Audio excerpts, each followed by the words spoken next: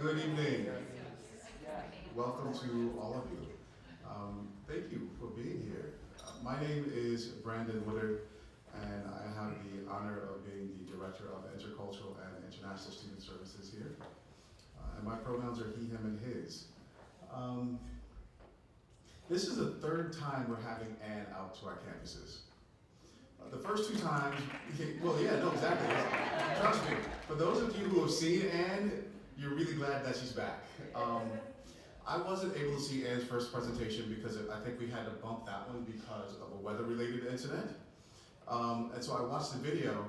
I was like, oh yeah, I'm definitely gonna have to have her come back out. So then last semester she was supposed to come out, and then we had some weather-related stuff again. I think twice even.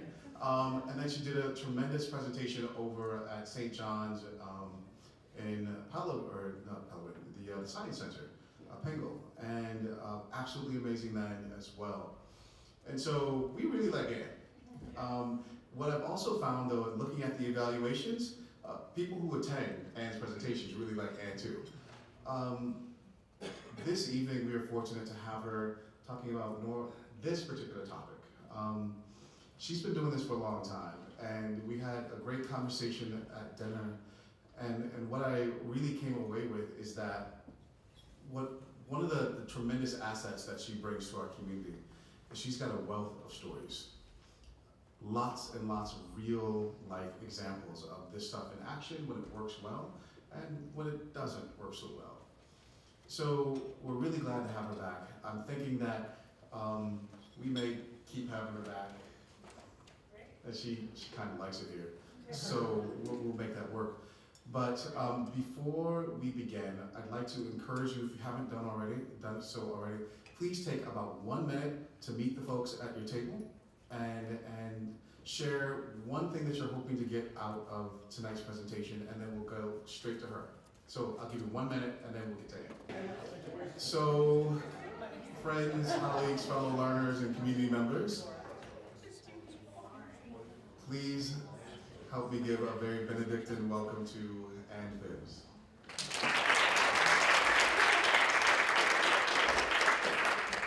So thanks for having me back, and I know not everyone got to finish, but here's the thing. I have a think, pair, share exercise that I'll just turn into a table exercise, so you'll get a chance to be talking very soon, I promise. Okay, so thanks for having me back. I'm super excited to be here and to share this workshop now more than ever, why leadership on diversity, equity, and inclusion requires emotional intelligence. For those of you who haven't seen me and so haven't heard my spiel, my background is I moved to Minnesota 30 years ago, so Brandon, I was talking about that my cheesy joke, and all my jokes are cheesy, so you've been warned, is that I'm a newcomer, right? You know, that's how it feels in Minnesota, right? But I moved here to get my PhD in philosophy at the University of Minnesota, and I did, in fact, earn that, so you can get a job with a PhD in philosophy. And I ended up working 11 years at Metro State University. I was their first ever GLBT, gay, lesbian, bisexual, transgender student services director, very proud of that fact. Went over and worked 11 years at the University of Minnesota, did that same kind of LGBTQ work, but then I became the director of education in the Office for Equity and Diversity. So they had never had any kind of really kind of comprehensive diversity, equity, and inclusion program or training at that campus. And of course, you know, it's a small city there, it's 50,000 plus students. So I developed something called the certificate program, a series of 10 workshops, 3 hours each, a really robust 30-hour curriculum that is still going strong. So really proud of that. And let me tell you how I got to this workshop, because this is one of the workshops that was kind of developed after I left, but it came out of work I did at the U. So we did these certificate programs, people took them, these workshops, they liked it, they said, we want more, some people, right? So then we developed what we call dialogue circles, where you met with the same group of people and went deeper into a topic every month, and then some people said, we want more. So we developed a leadership program specifically for people wanting to lead on diversity, equity, and inclusion. And I knew that if we were gonna do a year-long leadership program, I wanted to front load it with emotional intelligence. Why? Because this is really hard work. This is different kinds of work than every other kind of work. This is work that gets at our soul. It's really challenging. You know, I'm sitting there talking to Brandon, we're talking about what's going on in politics, we're talking about the fact that another unarmed African-American person was shot dead in their home by supposedly someone who was supposed to protect them, but of course this is our legacy of our racist past in America. And we were talking about how we don't have enough conversations about what that legacy is and how it profoundly impacts us, and yet, you know, we're talking about the anti-Semitic attack on Yom Kippur in Germany, of all places, right? That we now have, if you don't know, the highest number of hate groups ever recorded by the Southern Poverty Law Center, and a 30% increase in hate crimes in the last 3 years. It's a scary time for people who live with marginalized identities, and a scary time for people who have privilege, and most of us have a mix of privilege and marginalized identities. And so this impacts us profoundly emotionally. The work is hard. There's a million different ways we get pushed on, and I'll talk a lot more about that. And so as I started to develop leaders and to develop my own leadership, I started to realize that it isn't enough to just have a really great analysis of equity and diversity. You also have to have emotional intelligence. So let me share kind of quickly my approach and assumptions, because I want to kind of get right into my agenda. But really, some fundamental takeaways for how I approach this work is that we have to do it in relationship, that we can be in respectful disagreement. I was talking to Brandon some about this notion of taking risks, about vulnerability, because I'm going to have a little bit of Brene Brown in this workshop. She talks a lot about vulnerability. And I've been thinking how things really change when the people who have never had to be vulnerable start being vulnerable. What does that look like? We are comfortable when people of color and Native people, we're comfortable with them being vulnerable around race. They're the ones who bring it in the room, supposedly. Of course, that's not true, but this is the idea. They're the ones who bring it up. They're the ones who have the burden. And now we're starting to see white people really struggle, I think, with the fact that we have a race, we have privilege, we live in a country founded on white supremacy, and people are asking us to talk about it and think about it and pay attention and talk about things like reparations and really struggle with it, and it's hard. We're seeing this around gender, right? We're very used to women being vulnerable around gender, not just physically vulnerable when we walk to our cars, but just we're the ones that bring gender in the room. But I'm training at a law school, not a law school, in a law firm, and this man says to me, white man says, you know, let me ask you this question. My buddy, he's worried now about this Me Too stuff. He doesn't want to get, you know, falsely accused. So when he meets with the women that he supervises, he leaves the door open. What do you think about that? And I said, well, I think that the women that he supervises don't get the benefit of a private conversation with their boss because of the actions of men, right? But what did I see? Kind of a male panic, right? Oh my gosh, I have to think about gender relationships? And I'm like, yeah, dude, welcome to my world. I'm 57 years old, and I'm always thinking about where I have to move and where I have to walk and paying attention. I was just doing a training this morning, and a wonderful woman, really funny, was telling me that she was running the Twin Cities Marathon. We were talking about how women get told to smile, right? She said, I'm running the Twin Cities Marathon. She goes, now, I don't know if this guy said this to everybody who was running, but he looked at me and he said, you'll do better if you smile. So she flipped him off, which I think is a great story. But anyway, right, so, but now men are like, oh, the men in this room had this big debate about, you know, in this law firm about, you know, men being falsely accused, which is like, that's not a huge problem, right? You want to talk about a problem, how it's like with 3% of rapes are prosecuted? That's a problem, right? 1 in 3 women have a history of abuse or violence or sexual assault. That's an epidemic, right? But what we're seeing is men freaking out, and we're seeing white people freak out. I think, you know, let's talk about they, them pronouns, and all the people are like up in arms because you're asking me to do something that's grammatically incorrect. Yes, that's the hardest thing you've ever been asked to do, is to, you know, use a pronoun in a way you've never been asked to use it. People are feeling pushed. People are feeling kind of freaked out. And so, and that to me is a good thing in some ways, because it means we're pushing. You know, things are changing. We're gonna have our but at the same time, that's going to bring up a lot of stuff for all of us who are doing this work. So I really believe we have to push ourselves to be vulnerable in all the ways that we're doing this work.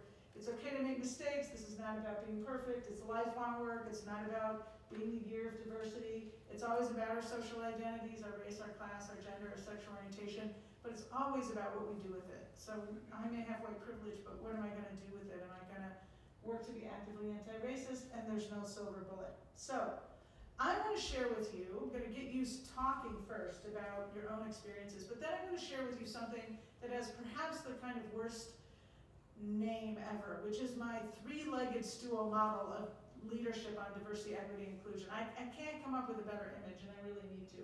But here's what I like about the idea of a three-legged stool.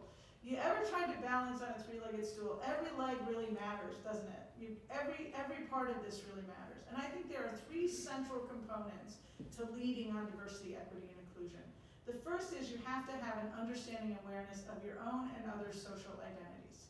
So you have to recognize how your race impacts how you move in the world, how your gender, how your sexual orientation, disability, religion, nationality, age, whether that's privileged or marginalized, and how that moves, how that affects you. You also have to have an analysis of social justice or diversity, equity, inclusion. You have to understand how race has shaped what it means to be an American, how race has shaped the history of Native people and all of the history around gender, etc. So we need that analysis. But that third leg is emotional intelligence. I firmly believe that we will not lead if we don't also have finely tuned or well-developed emotional intelligence. So we're going to talk about each of those legs. And then I'm going to give you an opportunity to do a little bit of work around your own emotional intelligence. I'm going to share some challenges. There's a couple of videos I'll show in between, and then we'll, if we have time, wrap up with an exercise on next steps. So here's that conversation that you can go back to having, kind of continue your introductory conversation at your tables, and have this conversation as, so it says in pairs, but it should be tables. As someone who cares about diversity, equity, and inclusion, social justice, whatever you choose to call it, or is leading in some capacity, and let me be really clear, I know leadership is kind of a loaded word, right? You know, for a lot of us, we grew up with images of leaders as being, you know, basically white men, and even to this day, you know, we see leadership as failing us miserably in many, many ways, like politically right now, right? People who aren't ethical, who aren't doing the right thing, and I mean that across all political spectrums. So of course, no, when I use the word leadership, I mean it as both formal and informal, right? That leadership is not about positional power, it's not about having a tremendous amount of resources. And I remember I was at Metro State, and I was the LGBT director, I was talking to the person who was the disability director, and it was the first time I'd ever heard the concept of informal power. And she looked at me, this woman, and she said, you know, you have a lot of informal power. And I said, what do you mean? She goes, well, you don't supervise anyone, you don't have much power, but people listen to you, Anne. And so think about that for a minute, that every one of us can develop that ability to have people listen and care what we say. So, as someone who cares about diversity, equity, inclusion, or is leading in some capacity on these issues, what do you find most challenging about your work? So consider the following. It might be a topic. It might be like, you know, I'm really good at talking about LGBTQ issues, but I'm newer to talking about race, or the other way around, right? Or it's I don't have much of that language around disability justice. It might be a situation. I'm great talking to my roommates, or I'm great talking to my colleagues, but I'm horrible talking to my family, right? I can't push my family, or again, the opposite. It might be interpersonal dynamics. I've had people say to me, I get so upset, so emotional, I don't feel like I can be very effective. It might be structural barriers, which are so many and so huge that they can be overwhelming, or it might be expectations. This is a big issue in this work, is when we were talking about trying to overcome oppression, you will never have enough resources, you'll never have everything you need, and people will expect a lot of you as you start to do this work, and especially as you lead on this work. And so those expectations can be utterly overwhelming, right? So any of those, or make up your own, whatever it is, but I'm going to give you a chunk of time at your tables to continue having a conversation with each other focused on this. Challenging.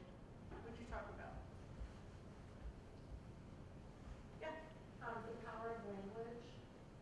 Can you say more about that? Yeah, I think how, not that it isn't powerful, but that it keeps people from talking about things if they're scared to say the wrong thing. Right. Yep. That was what I was going to mention too, was that I think a lot of it is, like for myself too, it's based on fear, you know, a fear of, you know, a fear fear of offending someone or saying the wrong thing unintentionally. Yep. When I'm trying to just have a conversation with someone, and I just, I think fear is a huge aspect of why people don't interact with each other, in certain situations, and why there's barriers, because people put up a wall, and Yeah, we're scared to make mistakes, we're scared to look stupid. And at some point, we have to have what compels us to do this work has to be stronger.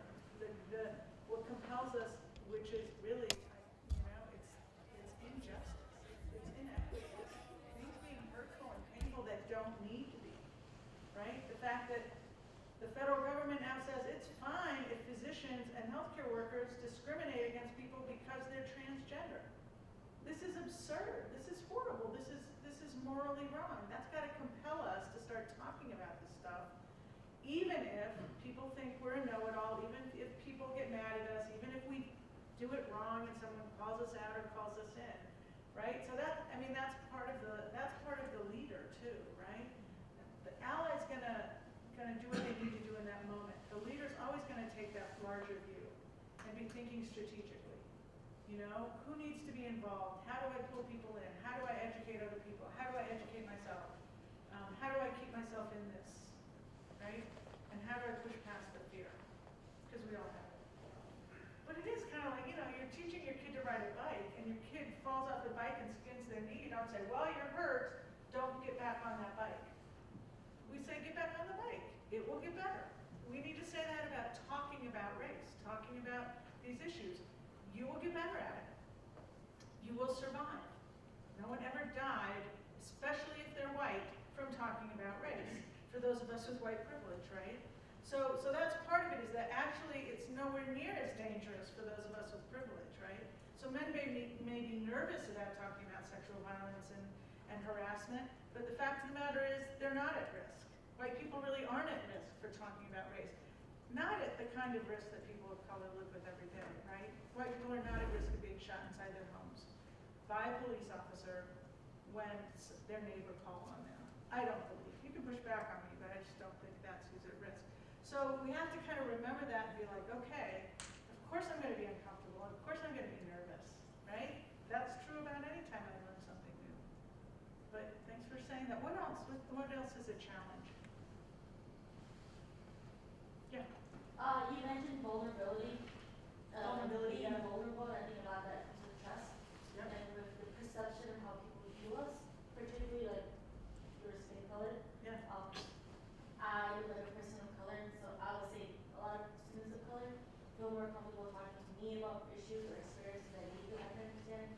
Vice versa, where if you are a person of color but you don't look, or you look like predominant like culture white students, well then it's like difficult, like how do they come to you? And I think it's like, I also find it difficult to talk to students who aren't students of color. That's like my challenge, is I can't really relate half the time. Yep. And so I'm trying to understand that, but also knowing that I can't always be the teacher. Yep. So Yeah, thanks for sharing that. Right. There's a lot of complex dynamics around who we talk to, who we expect to talk about it, who we trust, reasons that we don't trust some people, right? And then sometimes what we do is we also kind of want to do this work by kind of pushing people off with other people sometimes. I had a story of a young man of color who was mentored by a white woman, and in a college setting, and then this white woman had a colleague of color come on board in her department. She thought, well, this is really great. He should be mentored by this person of color, right? So she kind of had him be mentored by this person of color, and he ended up saying to a friend of mine who knew him, gosh, why didn't she want to mentor me anymore? Like, didn't she care about me, right? So we forget that, like, every single one of us, like, part of this work is developing relationships with every single person that we can, with a lot of compassion. And so, the both and frame of, like, we're all human and those social identities do matter, right? But not just saying, well, we'll just have certain people do certain work. Everybody's got to have that relationship. one more person want to share kind of a challenge. Yeah, please. I'm a missionary Benedict, and we're a worldwide congregation, so that's a cluster of monasteries. And currently we have a Zambian brother in Salzburg studying, and he faces a lot of problems getting into the university administration, state administration, all that stuff. And I think I have a problem on a small scale which affects the whole community network as well. So one is that the Europeans historically used to be the ones carrying, getting the money and providing the money, but also saying what's going on. And we try to overcome it, but we're not yet there. Yeah. And now I have this guy in front of me. He's called Theodore. And on one hand side, I want to help him. On the other hand side, he's supposed to take his own stand to make his way through it, and it's an ever-balancing progress, kind of. That's one side of it. And the other side is, he also brings his ethical convictions. And for example, in Tanzania, LGBT, as you might know, is, sometimes under death penalty. Yeah, yeah. And, now you have that double problem. Yep.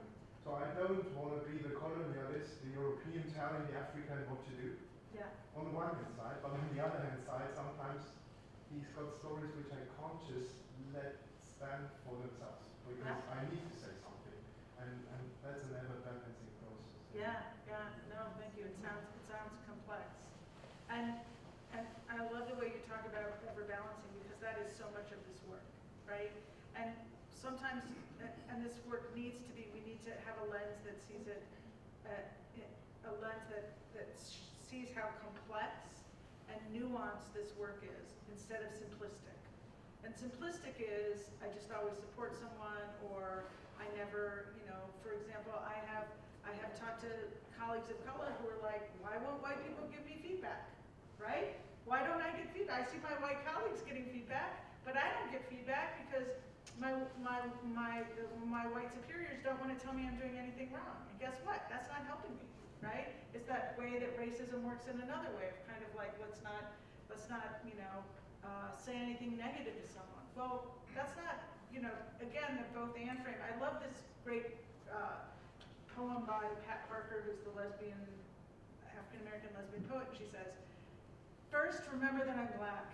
Now forget that I'm black." I don't know if anybody knows this poem, and she probably said it much better than that. But that is the contradiction. That's what we're holding. That I want you to know I'm a lesbian and not care that I'm a lesbian at the same time, right? I want you to recognize all the humanity I have as Anne, and all the complexity, and all the ways I mess up, and never forget that I still move through the world differently, right? So that's that balancing act. And so part of it is we don't simplistically say, well, to support this person from Tanzania, I should never challenge his ideas on LGBTQ issues. No, why? You would challenge a colleague from, Europe. Why wouldn't you challenge a colleague from Tanzania? But at the same time recognizing that he still moves through the world differently. And then also, how can I support him? And part of it too is like, can you have a conversation with him? I want to be supportive, but I don't want to take over, and like actually talking to him about that and seeing how he feels about it, right? So that we're making things obvious and being intentional and deliberate. I always say the goal is never perfection, because we'll never achieve that. The goal is to be intentional and deliberate. So when someone says, why did you do this? Why are you acting this way with this colleague? Well, I'm not sure it's perfect, but at least I thought about it. And I consulted with some people, and I'm doing these things because this is what I came up with. So, thank you. I mean, this work is complex, as we mentioned, and we brought up a lot of good issues. I'm going to move on to talk about this three-legged stool model. And here's the thing, all components are equally important for leading on diversity, equity, and inclusion. That's why I like the idea of a model of this three-legged stool. If one of these legs doesn't work, you're not going to be able to balance. Each component can be developed and honed over time. I would never use something like whatever IQ stands for, intelligence quotient, thank you very much. I would never use IQ. First off, it's very problematic how that's scored and all that, but also it's supposedly set. So why would I ever have something that doesn't, every part of this has to be something that can be developed, correct? including emotional intelligence. So each component can be developed and honed over time. DEI leaders identify where they need more work and hold themselves accountable for doing that work. The goal is balance. Having a well-developed emotional intelligence cannot make up for a lack in social justice knowledge. So for example, saying, I have tremendous empathy and compassion, and maybe we all can think of a person like this, who's like so kind and so caring, but really doesn't quite understand, say for example, racial equity, and so will say these things that are really hurtful, but you know that they really mean well. That's not a leader. A leader's gonna be someone who still has that analysis. Likewise, the person who has a really great analysis but can't work with people because their relationship skills are so poor, that's not leadership either. There's no social identity, personality type, so for all of you introverts in the room, you're not getting off, right? No social identity, no personality type, nor natural talent that's required for leading, right? Because this is leading, again, with this small L. This is leading from where you are. This is leading as a student, this is leading as a staff member, as a faculty member, as an administrator, wherever, you know, as in your family, leading in whatever your context is. Everyone's capable of being a leader. So let's start with this first leg, understanding and awareness of social identities, including our own. And one of the ways that I talk about this is by pointing out micro-inequities and microaggressions, which a lot of folks are talking about. And if you've seen me train, I might have trained some of this before, but the exercise after this is different than the first workshop that I delivered here. So this is from microaggressions.com. It's a wonderful website where you can just go online and see what people have written. It's not full of research or statistics or anything like that. It's just people's lived experience and how these things that have happened made them feel. Why do I use two words for the same concept? Because here in Minnesota, we love our aggression with a good dose of passivity. So there's a guy, and every day he sees this young woman, he comments on her clothing, her appearance. I love your hair, you're so attractive. And finally someone takes him aside and says, hey, you gotta knock that off, it's a microaggression. And he says, what do you mean aggression? I didn't touch her, I didn't go near her, I was so kind, I was complimentary. For some people, they can't wrap their head around that notion of aggression. So I say, fine, use micro-inequities. The two concepts are still right there. Inequity, this is a way that you signal to someone through what you do or what you don't do, what you say or don't say, that you see them differently, that you see them through, with a stereotype lens. But it's also micro, not the worst case of racism or sexism or homophobia, bi, transphobia that you're gonna find, but it adds up. And so here is how this website describes it. Each event, observation, and experience posted is not necessarily particularly striking in and of themselves. Again, not the worst cases you've ever heard. Often they're never meant to hurt. Acts done with little conscious awareness of their meanings and effects. And so this is the notion of, which I'm sure many of you know, the difference between intent versus impact, right? That we always look through the lens of what did you intend? Oh, I never meant to, hurt anyone, or, I was just training in an airline industry, and I did 13 trainings. It was mandatory, so it was very interesting when you do mandatory training. Is there people who don't want to be there? But this one woman told this story of like this man that she works with continuing to tell sexist jokes. And she keeps telling him, I don't want you to do this, and he's not listening, and he continues to tell her. You can imagine if someone said to him, why are you doing this? He might say, oh, I'm just a jokester, it's not a big deal, right? From his point of view, the intent is innocuous, or at least so he thinks. And we stop there. We say, oh, okay, it's not a big deal. So this shift is, let's look at the impact. What happened? What does it do to her, right? How does it make her feel in the workplace? Does it, remind her of what she grew up with and sexist ideas, etc. So instead, their slow accumulation during a childhood and over a lifetime is in part what defines a marginalized experience, making explanation and communication with someone who does not share this identity particularly difficult. So for a lot of us who do this work, we talk about how oppression, bias, discrimination, trauma, these things cause wounds, they cause pain, right? So, and you don't come into work or school with an open wound, you cover it up. So that micro-inequity is when someone kind of takes off the bandage, reminds you what you walked in with, what's always been there. So I'm training at this law firm, clearly a lot of lawyers have been hiring me lately, and I'll tell you why, because their clients are asking, that's why they're hiring me, okay. But good for their clients for asking, what are you doing around diversity? But at any rate, I'm at this law firm in Chicago, and this guy comes up and he says, yeah, I'll tell you my story, I'm Latino, and I have a buddy who's white, and we go golfing. As soon as we go golfing, he gets really competitive and starts teasing me mercilessly. And inevitably, he starts teasing me about being Latino.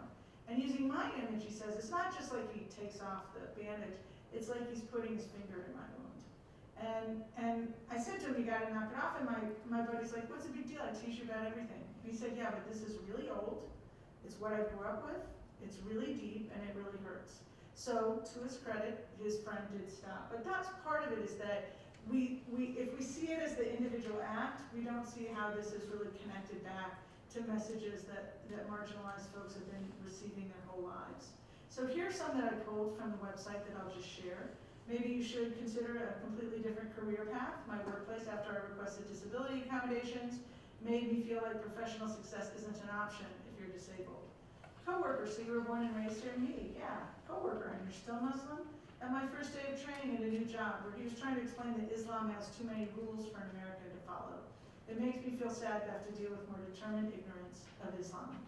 I'm monitoring newer members of staff at my work, sitting with them and providing feedback on their work to help improve their performance as they come up for a review. As I move my chair from one male colleague's desk to another, the first asks if I'm going to sit on the next man's lap. To my mind, this came from absolutely nowhere. I'm a 22-year-old woman working in an office for a global bank. Absolutely furious, especially because I couldn't think of a way to rebuke them where they wouldn't make me out to be some sort of spoiled sport. Both men were double my age. My coworker makes it a point to discuss ghetto names whenever I'm around. She's referred to me as Banquisha and Shenene. When I told the office manager, she said that I was being too sensitive and not to take her playfulness seriously. Today, the office manager started a conversation about ghetto names. I had to leave the office, I was so mad. I didn't name myself, I love my name, I'm not ashamed of who I am. Pretty much any time I leave the house in my wheelchair and go to a public place, people feel entitled to come up and ask me the most intrusive personal questions. On a weekly basis, someone asks me, what's wrong with you? People frequently talk over my head to my friends or family members like I'm mentally impaired. Many people have told me that they can relate to my disability because they were on crutches for several weeks with a sprained ankle or broken leg. I'm 27 years old, and the comments are always the worst in big cities and on public transportation. Makes me feel anxious, frustrated, angry, and sad. Yeah, this is my last one. So you don't mind that we joke about women, homosexuals, and things like that, right? Because you were in the military and are used to it.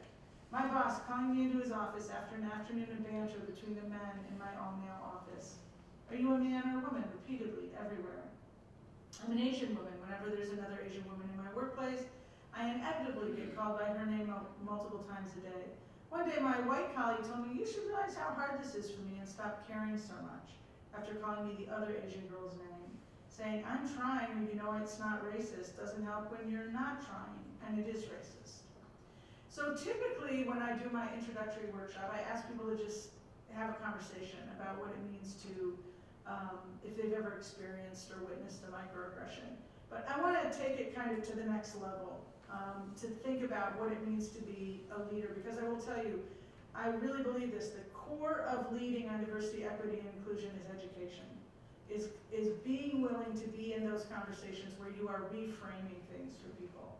So here's what I'm going to ask you to do at your tables. Discuss these questions. How might you explain micro inequities or microaggressions to someone who is new and or resistant to the idea? I will tell you, I had a guy come up to me, a young white man, and he said, I got to tell you, when I heard the word microaggression, I used to think it was millennials whining. And he's a millennial himself, but that's what he said. Then he said, well, I don't think that anymore, which was good. But this is what we're hearing, right? People have thin skin, they need to get over themselves. This is the way it's always been, it's not such a big deal. So how do you deal with that kind of pushback? What key ideas would you want them to take away from a discussion with you? What examples might you use to explain the concept? And how could you use your own experience to help educate around the idea of micro-inequities or microaggressions? And I'm sure many of you are already doing this right now. But go ahead, back into your tables and have a conversation about those questions. And I want to ask people to share with you, what would be the key ideas? What key ideas would you want people to take away from your conversation with them about micro-inequities or microaggressions?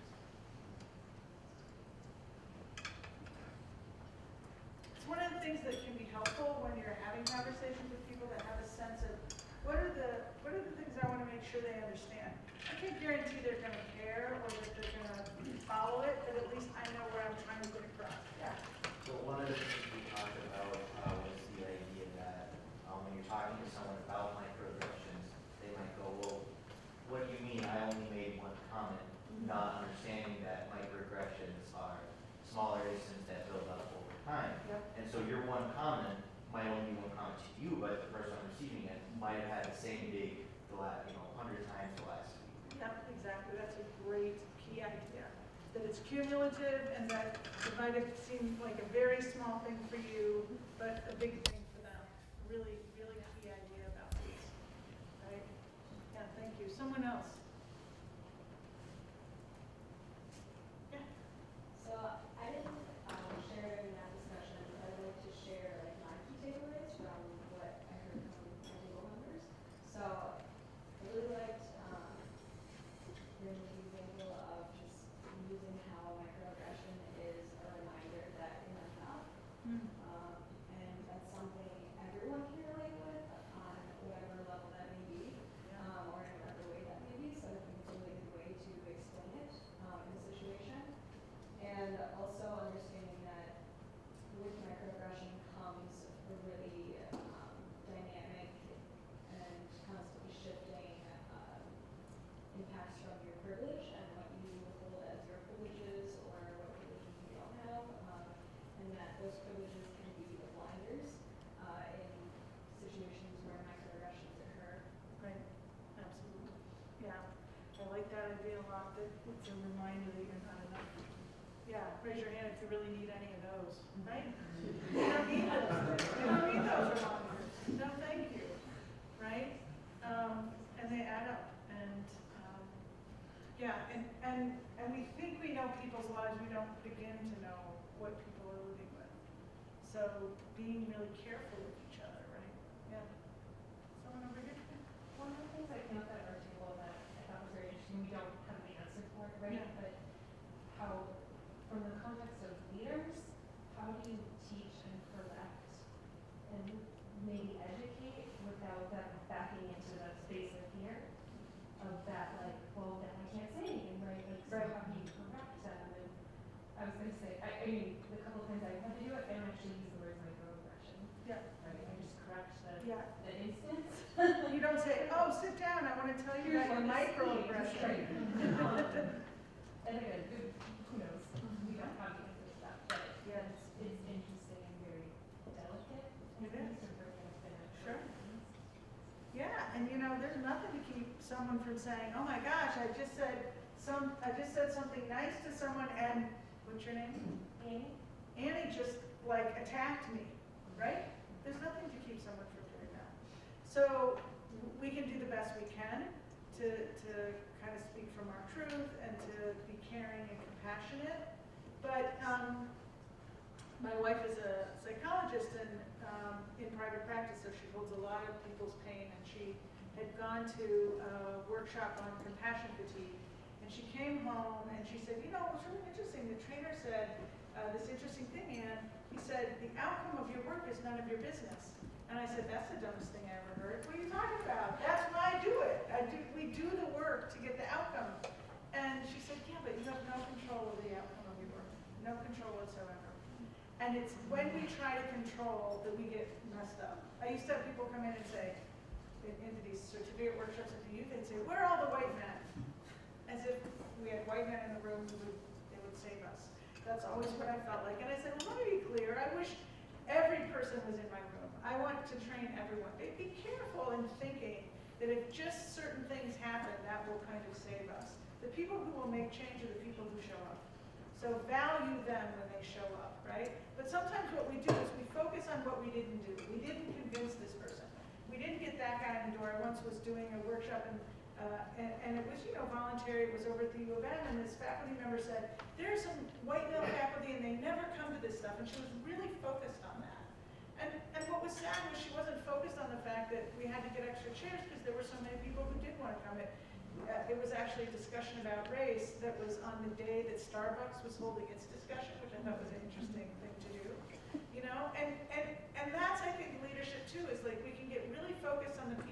aren't in the room, and we don't notice the people that are. But back to your point, this idea that there isn't one right answer, and you're gonna do the best you can. And sometimes, sometimes it might be that you say something to someone, and it's the third time they heard it, and it's the 15th time when it finally takes. I was not talking this way about race. I'm going to be 57 on Saturday. I was not talking this way about race when I was in my 30s. I wish I was. I was too scared. It was a lot easier to talk about my marginalized identities than my privileged identities. So I'm just an example of like, it takes time for us to build that. And so someone might be much farther along and you make a comment and it really works and you feel like, great, I did it. And then you make a comment to this person and they shy away from you or they get frustrated and then you think you did it wrong, but they're just not in that place. Do you know what I'm saying? So if you can redirect it more as, what are my standards? Was I compassionate? Was I respectful? Was I true to my, what I needed to say? And then kind of let it go, right? And this is gonna sound really hokey, but it's really true. When you reframe something for someone, you're offering them a gift. And you have no control over whether they accept it. And then you can think, what gifts are people giving me that I'm having a hard time accepting, right? But if we see it that way, then we let go of the control because we actually can't change anybody. We can only offer ways that if people choose to change, they will. Does that make sense? A little psychology-esque. But I think that's really important. I'm gonna keep moving along just because of time. And this is just my slide about implicit bias, and if we had time, I'd do this exercise too, but we don't have time. But this is just my slide where so I talk a lot about microaggressions and implicit bias, right? Implicit bias, which we all show a pro-white and anti-black bias, we all show a pro-male and anti-female bias, a bias against people with disabilities, a bias against LGBTQ folks, right? And it's often contradicting to our conscious beliefs. And so, and these are just resources that I share, but if I had time, I would do the same thing. Ask you to think about how can you explain implicit bias to folks as well. So when someone says, we don't need to talk about race and gender in our search committees, remind people that actually it's already in your search committee, right? It's just not explicit. So we need to explicitly, I had a white man said, he's a faculty member, he goes, now you want me to talk about race and talk about gender and talk about all this stuff in our search committee, and I said, I'm going to reframe that. It's always been in your search committee. It's just never been explicit. And all of the implicit bias research shows that to be true, right? 50% more callbacks. And Emily Gregg's, resume over Lakeisha and Jamal, right? White names, black names, absolutely identical resumes, 50% more callbacks for Emily Gregg. Science faculty, men and women, asked to review 2 resumes, and people of all, male and female, as the study called them. Science professors rated male applicants more hireable, more suitable for mentoring, and would pay them higher salaries. Absolutely identical resumes. So there's just all this research that shows this, and so just think about the same thing. How can you start to explain that to people? Because this is education that we need to do. So, I apologize. I have something a little messed up here, so I apologize. This is what I want to do next. I don't know why this slide is there, but it's in the wrong place. So what I do now with each of these legs, right? So this is the leg that says, look, we have to pay attention to our social identities. Our privilege, our marginalized identities, these things impact us through microaggressions, through implicit bias. And for each of these kind of legs I have, I want to show you, what does it look like if this leg isn't very well developed? What would it look like if people had a good social justice analysis, but they actually weren't aware of how they moved in the world? And this video, has anyone seen this video clip? Very funny. It gives you, it's a funny way to look at what it means to miss out on how you move in the world in terms of your social identity. So, I'll show that to you real quick.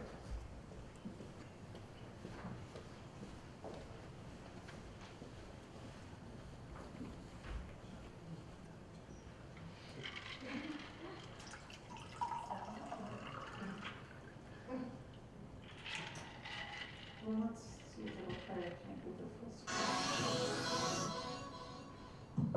Hey, Francesca. Do you remember that time we were out and that totally random girl came up and just started touching your hair? And how annoying that was for you? Actually, what I remember is that you interrupted me to explain why it was offensive. Yeah.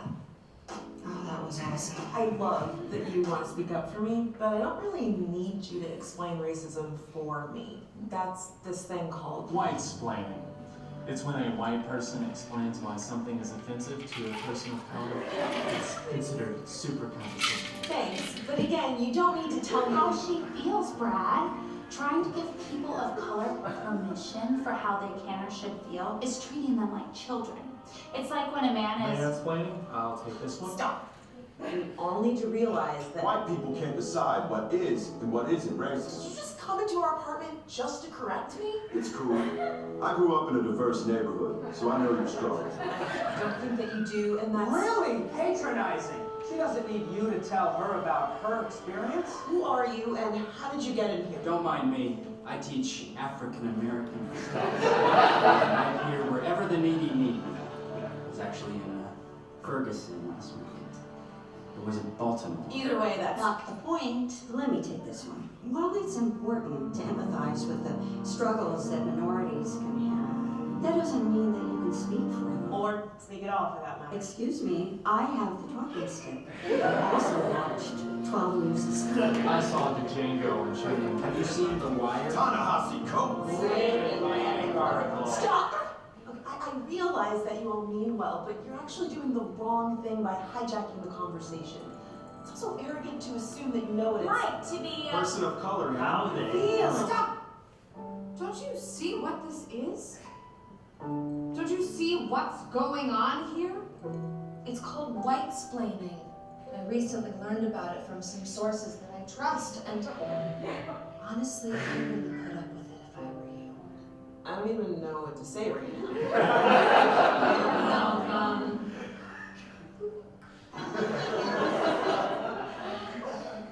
Sorry I didn't get that full screen, but I think you get the point, right? That you can be all woke and have a great analysis, and if you're not aware of the space you take up, I was just working with a group over at the University of Minnesota, and this is a diversity and inclusion committee, and we were all talking, and I noticed as two white men started dominating the conversation, and I was getting so frustrated that I even counted, and there were 8 women in the room and 3 men, 1 man of color and 2 white men. And hands down, the white men were taking up the majority of the space. Talking in a D&I committee, right? And so it was just a perfect example of this kind of thing of like, I'm sure you have a lot to say, but you know, probably everyone else does as well. And so just starting to notice those kinds of things. So this is the second leg, and I apologize why it's in the wrong order, I don't know.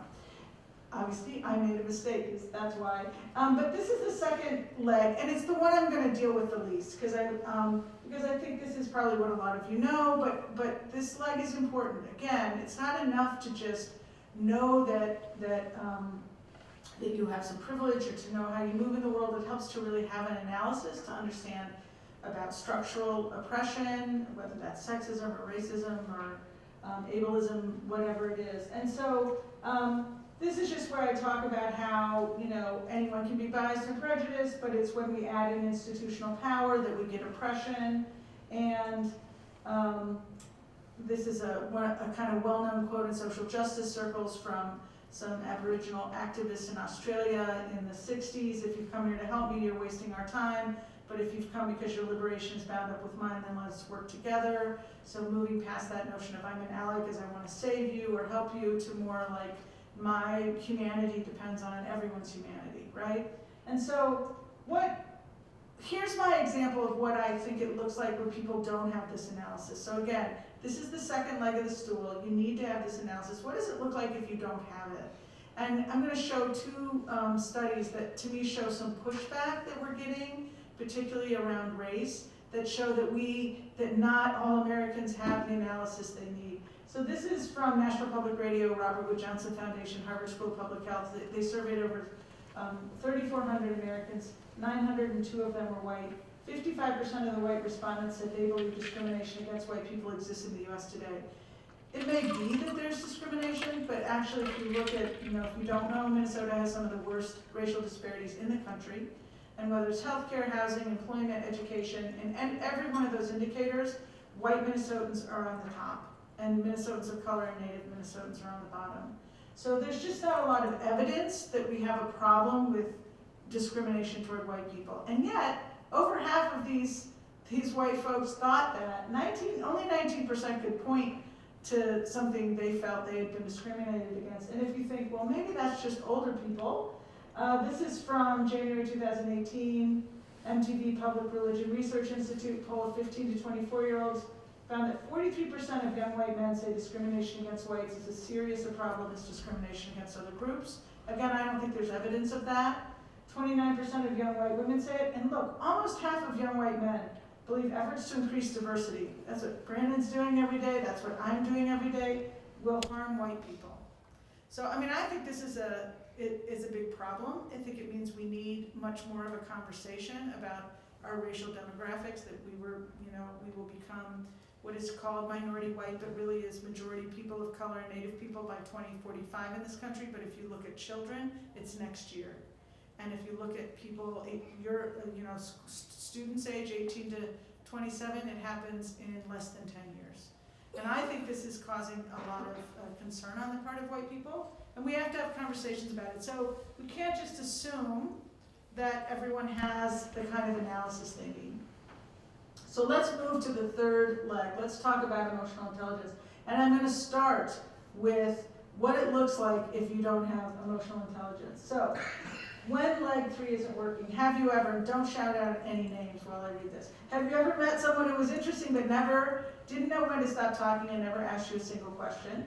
Worked with someone whose anger was always so close to the surface you worried they might go off at any moment or minute? Been around someone who seemed to have very low self-esteem such that they never stood up for themselves?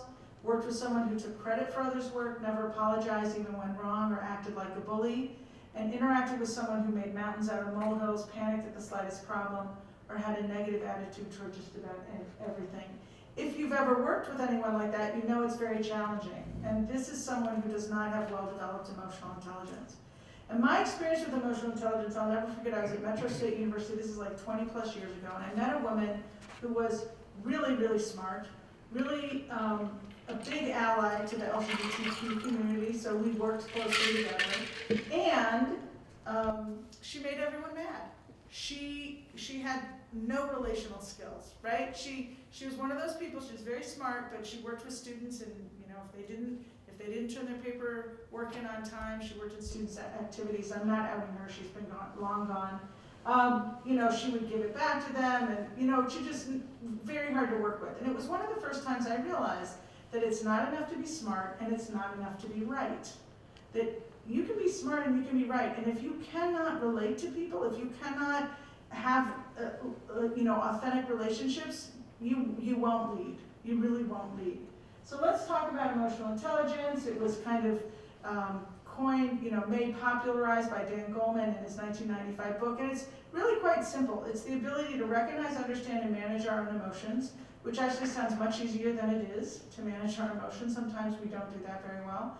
And recognize, understand, and influence, not to be confused with manipulate, but influence the emotion of others. And so you have a document that I handed out, and one side of it is about kind of how you can use emotional intelligence in the workplace or in really any setting.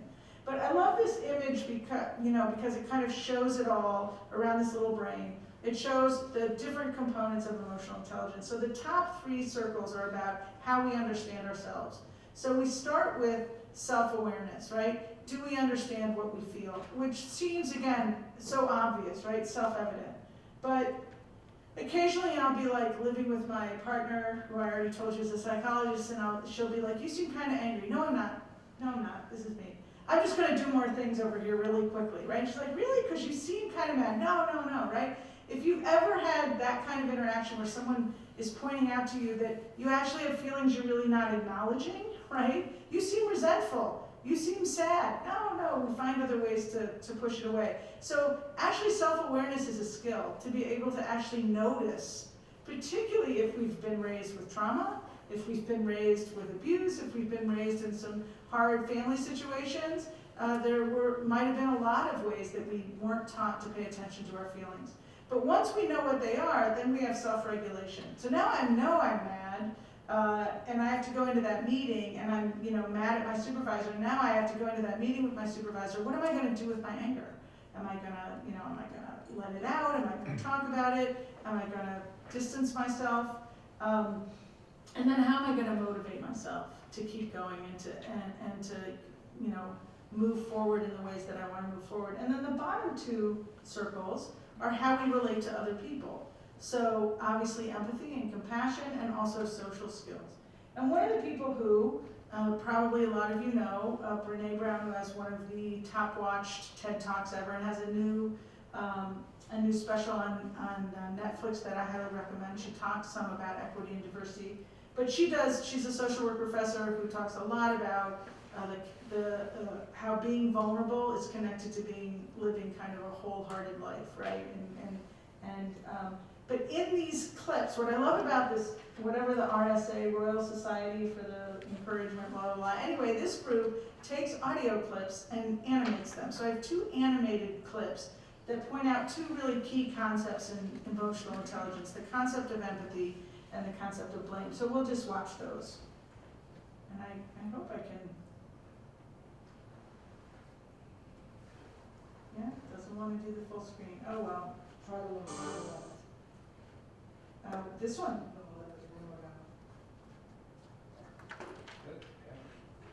Huh.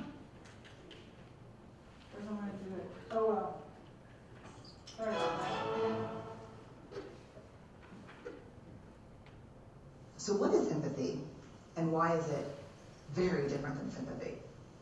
Empathy fuels connection. Sympathy drives disconnection.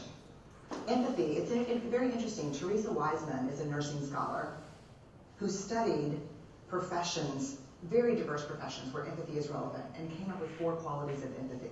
Perspective taking, the ability to take the perspective of another person or recognize their perspective as their truth. Staying out of judgment, not easy when you enjoy it as much as most of us do. Recognizing emotion in other people and then communicating that. Empathy is feeling with people. And to me, I always think of empathy as this kind of sacred space when someone's kind of in a deep hole and they shout out from the bottom and they say, I'm stuck, it's dark, I'm overwhelmed. And then we look and we say, hey, I'm down. I know what it's like down here, and you're not alone. Sympathy is, ooh, it's bad, no, you want a sandwich? Empathy is a choice, and it's a vulnerable choice, because in order to connect with you, I have to connect with something in myself that knows that feeling. Rarely, if ever, does an empathic response begin with at least. And we do it all the time. Because you know what? Someone just shared something with us that's incredibly painful, and we're trying to silver lining it. I don't think that's a verb, but I'm using it as one. We're trying to put the silver lining around it. So, I had a miscarriage. Oh, at least you know you can get pregnant. I think my marriage is falling apart. At least you have a marriage. John's getting kicked out of school. At least Sarah is an A student. But one of the things we do sometimes in the face of very difficult conversations is we try to make things better. If I share something with you that's very difficult, I'd rather you say, I don't even know what to say right now, I'm just so glad you told me. Because the truth is, rarely can a response make something better. What makes something better is connection.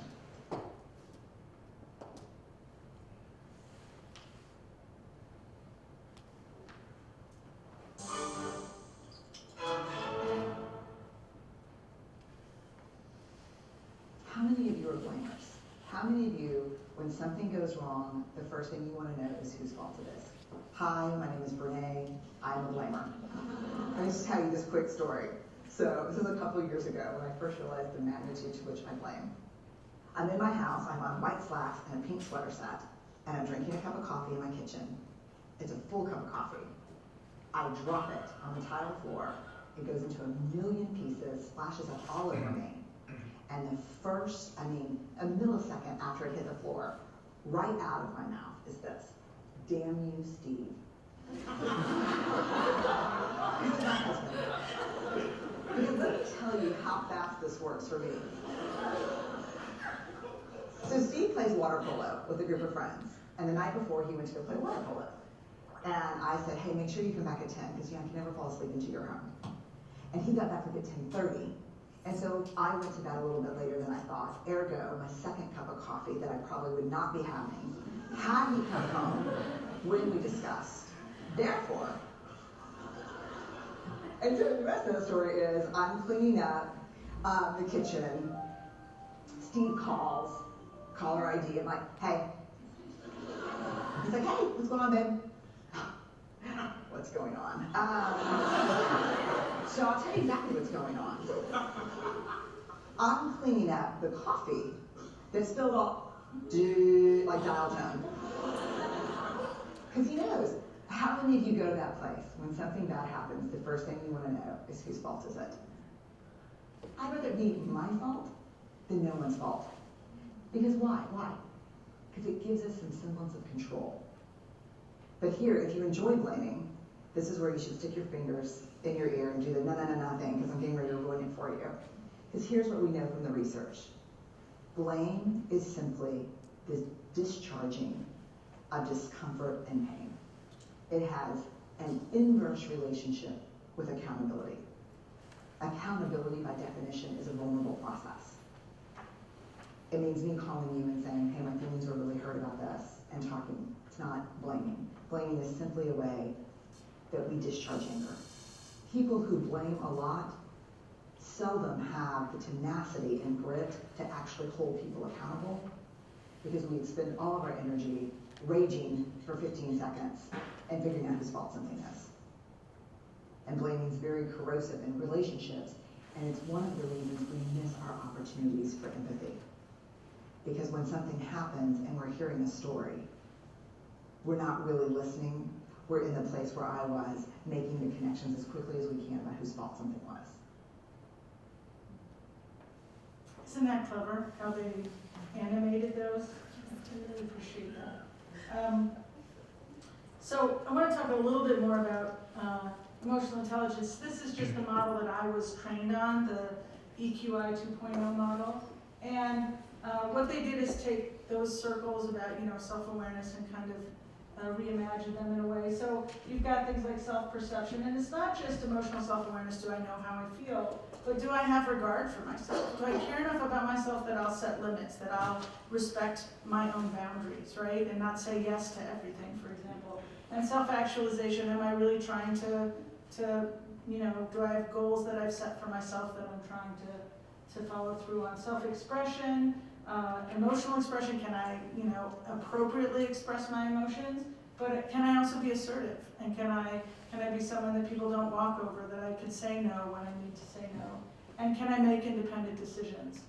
Interpersonal relationships, empathy and social responsibility. When I've done work, with people who, in the DEI space, that's an area of emotional intelligence that people are usually very high in when they care deeply about diversity.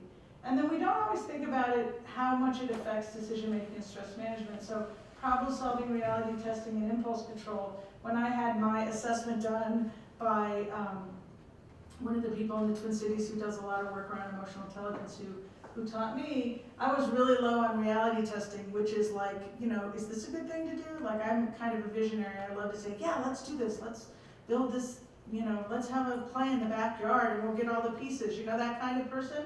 So, but I didn't always realize, what did it do with my colleagues? Were there resources? Was I kind of biting off more than I could chew?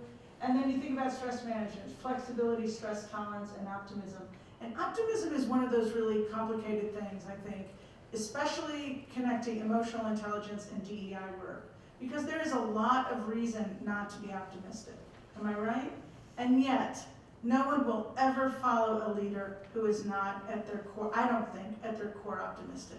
I mean, I think you can have optimism and realism, right? If I said, look, join me because we're going to end racism next year, don't follow me for that because that's not going to happen in next year. But if I'm saying, I don't think things will ever really shift, why would you work with me, right? So and it's I think a tricky balance, but on some level we have to be optimistic that we can affect change if we want people to work with us.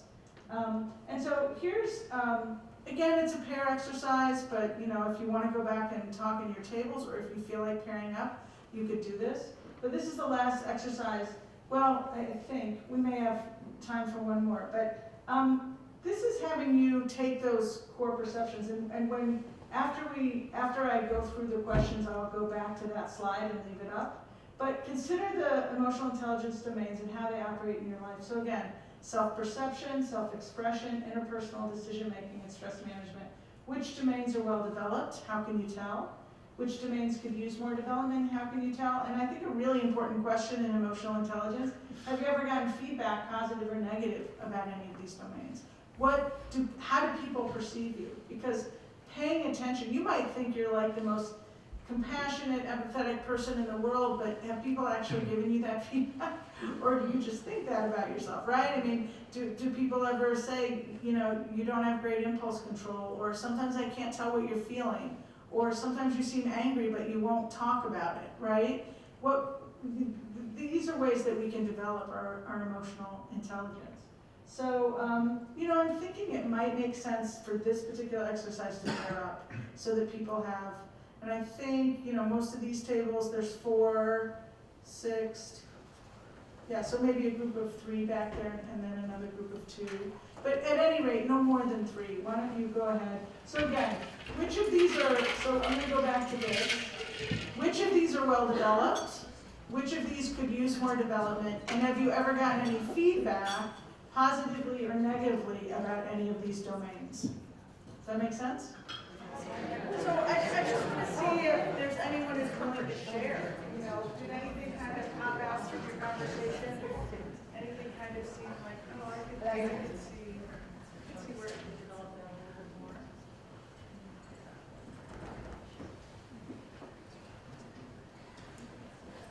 Yeah, over here. This is very broad, but I think one of the things that sort of kept coming up when we were talking is that it's not one of them that we're bad at or good at. Right. That they all play together, and so I really like the circle of it. Yeah. That you can't focus on one thing and forget the other things, because then you're not going to do super well with the other thing. Exactly.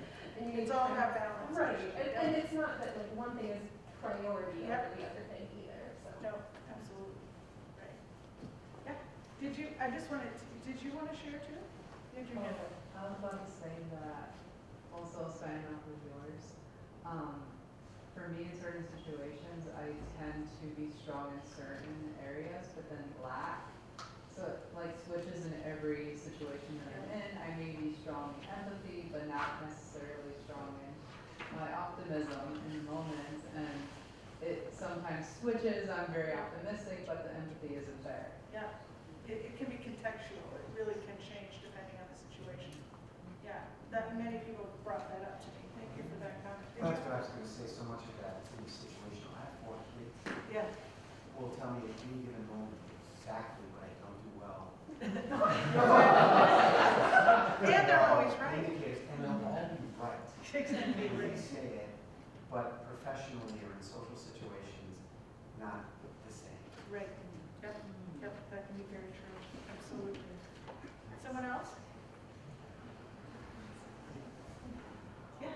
For the same one, we had a conversation, we kind of went with stress management in the sense of the optimism.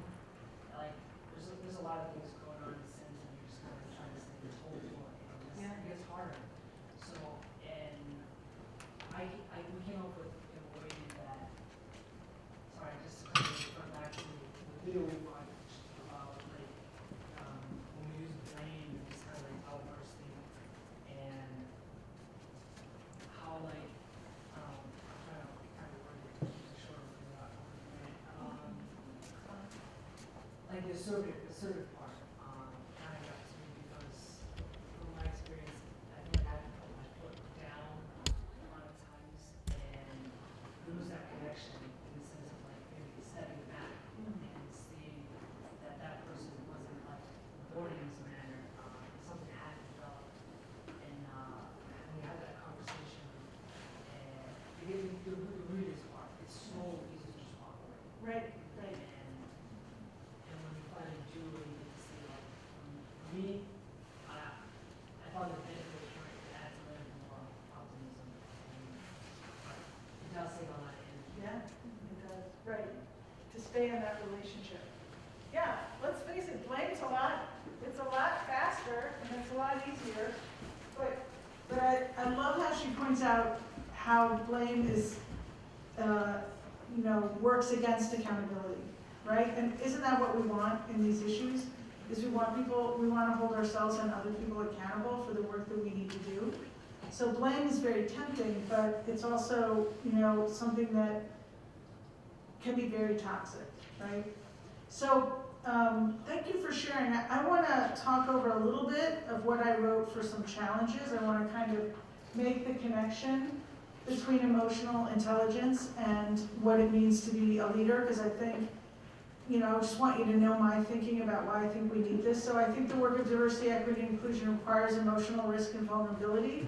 When we address issues of racism, sexism, ableism, homophobia, Islamophobia, we risk conflict, rejection, discomfort, and silence in our interpersonal relationships. That's often why we don't bring things up, because we risk it and we don't know if it's going to happen. When we address race and racism and other types of repression, we must address privilege, and acknowledging our privilege can bring shame, which prevents connection. If we've been brought up that we earned everything we have, what many people refer to as the myth of meritocracy, that if we have something it's because we earned it and that's fair, we start to realize that actually that isn't true. That for those of us with privilege, whether it's class privilege, race privilege, gender privilege, we have all sorts of things we didn't actually earn. That eats away at your sense of self, right? So you've got to replace it with something else, another kind of way of understanding yourself as still a good person, still a person who is worthy of love and caring and respect. But as I often say, I got a PhD because I like to think I got a PhD because I'm smart and I worked hard, and I did write a 208-page bad book, so I know that which is the best description of a dissertation ever. Someone said, "Can you write a bad book?" And I said, "Yeah." They said, "Then do your dissertation," and I did. It was very, very helpful. But I've now come to see that I also look like every one of my professors. I grew up speaking English. I'm a product of middle-class schools, and I'm white. And I was the kind of person my professors thought could earn a PhD. And both of those things are true, right? And so that's a different way of understanding yourself. This is lifelong challenging work requiring optimism, stress tolerance, and flexibility. We can't effectively work on these issues unless we understand and value our own emotions, allowing us to understand and value others. And we can develop both our emotional intelligence and our leadership skills. Both of those things can be developed. So I also want to talk a little bit about what I think are the specific challenges of leading on diversity, equity, and inclusion. So that's the document that you have here. I just want to go through that a little bit. So I put the document actually on the chair in the back. Do you really need to have it, or should it be up here? No, actually, could we pass it out? That would be great. Sorry about that. Yeah, just because I'm going to read through it. And, so I'll go ahead and start, and then, yeah, thank you very much. Yeah, I don't have it on the PowerPoint. So the first thing I say is that leaders on diversity, equity, and inclusion efforts can always expect pushback on those efforts. Why? Because you're challenging the status quo. So the pushback may be overt or very subtle. It may come from those who are openly hostile or those who appear to give it. And so one of the things that I think is very special about working on diversity, equity, and inclusion is that you literally do get it from all sides. So I was working with a person in HR at a small company. It's a company that kind of sells outdoor gear. And she sent out an email saying, we're going to do these diversity, equity, and inclusion efforts. And the first email she got back was from someone who said, why are we doing this? We sell outdoor gear. This is not our mission. We're understaffed. We don't have time for this. What was the second email she got? Well, great. You should have done this 5 years ago and you're not doing enough. And I said, welcome to diversity work, right? Because you're gonna get it from the people who don't wanna talk about this, you're also gonna get it from people who desperately want things to change and now see that maybe you're putting yourself out there and you might get criticism that way. So leaders on diversity, equity, and inclusion must expect and manage this pushback. Leaders on DEI efforts must remain aware of their own social location and privilege, noticing not just what we do, but how we do it. So it becomes really important that we act ethically. I may have mentioned the Southern Poverty Law Center, which has been tracking hate groups, but if you don't know their history is that, I can't remember his name, anybody remember? Morris Dees. Thank you, Morris Dees, who started it something like 50 years ago, who now has been outed as someone who perpetuated both gender and racial discrimination with his staff, right? That's the last thing we need, is that in these institutions that are so important that we build, that we then don't treat each other well and are unethical. So we need to be held to the highest possible standards.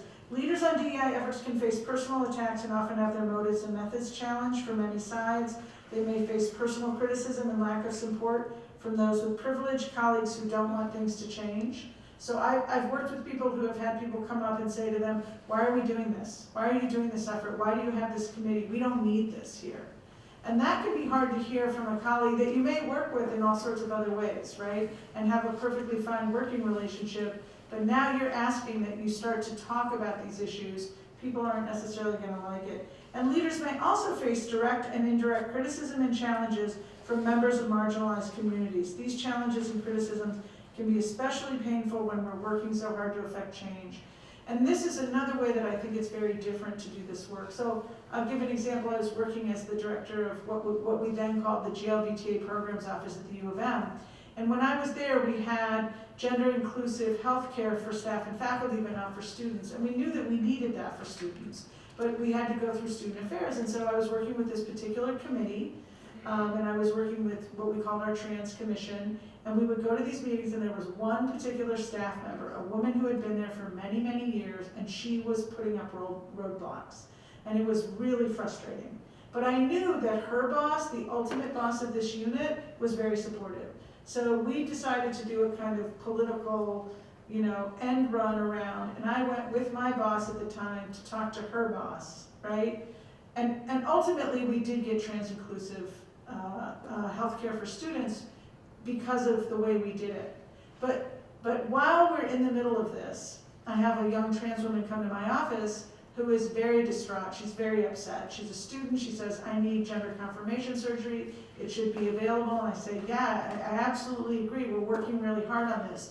And she's upset and she's angry at me. And she thinks I'm kind of stonewalling. And she's like, I'm going to sue the university. And she's like, tell me what you're doing. And I tried to explain it. But here's the thing. I can't show her how the sausage is made. It would be inappropriate to say to a student, oh, I'm going to do an end run around one of my colleagues, right? You can't. I can't show her that. So I look like I'm not doing anything. And in that moment, I just had to hold on to myself. It was hard. She was very, very angry with me. And here I am trying to do the right thing, and ultimately we did get the right thing. But sometimes what I say is when you feel that anger from someone, that is the anger. So that's me feeling the edge of transphobia. When a white person feels the anger from a person of color, I once went into a diversity committee meeting of a state agency, never been there before. They asked me to come in, and I'm just meeting people, and this black man looks at me across the table, and I never like to swear, but I want to swear this time, so you're warned. He goes, this is bullshit, looking right at me. This is bullshit. Now, I've never met this man in my life. And in that moment, I could say, hey, how dare you say that to me? You don't even know me. But what I said was, you sound really angry. And he said, yeah, we've been talking about this stuff, and nothing happens at this agency. Nothing happens here, and I see all these people who don't get promoted, and there's a lot of racism. And I said, you know what? This whole committee needs to hear your anger, right? So in that moment, I had to kind of hold on to myself and realize that what I was hearing it wasn't about Anne at all. It was about racism, right? But I don't have to live with that. But in that moment, it's going to come out a little bit sideways. Does that make sense? And so a leader's going to have to hold all of that and not immediately take things personally. Leaders on DEI efforts have made peace with the fact that things will always move too slow. There will never be enough resources, and exclusion, bias, and injustice are too often the norm. Why do I say there's never enough resources? We are talking about changing oppressive systems. There's never going to be enough resources. So you have to kind of make peace with that so that you can continue to kind of move forward. And finally, so a leader on DEI efforts can feel hurt, disillusioned, and hopeless, but shares it appropriately, for example, with close friends privately. This leader knows how crucial it is that they hold the vision for others, reminding them of all the work that has gone before, right? The great saying that, you know, a small group of committed individuals can change the world. In fact, it's the only thing that ever has. Is that Margaret Mead? And all the sacrifice people have made to change unjust systems and how people working together can create lasting change. So you, as the leader, have to hold that vision. And because if you start to get negative and disillusioned and edgy and, you know, and I've seen it. I've seen leaders in, for example, the LGBTQ community. I'll never forget going to a big LGBT conference and Larry Kramer, who wrote The Normal Heart. Larry Kramer was the gay man who started screaming to all these gay men saying, we're dying from this cancer, from this AIDS, and nobody's doing anything. I mean, he literally started to act up. He's an amazing man, and he's one of the pissiest people you'll ever hear talk. And I heard him talk at this conference, and here he is, this icon in the gay community, and he's just kind of trashing young people, saying, oh, you guys, you know, you all don't, you know, you don't have any energy anymore like we used to have. And it just, he was so jaded. It made me very, very sad. And I thought, you know, you've done some amazing things, and you're an icon, and we owe you the world for how much, you know, for starting ACT UP. But he wasn't a leader anymore because he wasn't motivating anyone, right? Who wants to sit in a conference and hear from one of your icons that you're never going to live up to him, right? And then finally, this leader knows that every single person is critical of this work. No one is ever expendable. Wow, I have 2 minutes left. That's pretty close. So this was what I was going to have time. We don't have time for it, but this is what I would have you kind of leave with. Is what do you think is the most important initiative or focus for your work right now? You know, not that it has to be some set thing, but it's like maybe you're trying to work with some faculty, maybe you're trying to work with some student groups or with staff. What challenges are you facing? And then think about how you might use emotional intelligence skills to continue to build trust and address conflict, to develop your colleagues as allies and leaders, to anticipate barriers, think strategically, and develop allies across your organization. So let me just say, as I come out here, that I know that's a lot, but I just want to see if anybody, I have 1 minute, if there's any, and I'll take it, I will take my last minute, if anybody has any comments or any questions. I mean, I hope it's helpful, and I also hope it's a little bit inspirational, that like, there's never been a time in my lifetime I think we need leaders more right now. It's overwhelming with climate change, with racism, with political inaction, with, you know, I mean, with horrific hate crimes. And it's I have friends who I consider good political people who are like, I can't do anything but watch Netflix. And I'm like, okay, that's a problem. Like we have to do some organizing. We have to be active, but it's overwhelming. So I think if anything I want to say, you know, take some piece of what you can do and develop that and develop yourself as a leader because we desperately need it. Any comments, questions, anything you're struggling with or you want to share? Well, thanks. Thanks for being here.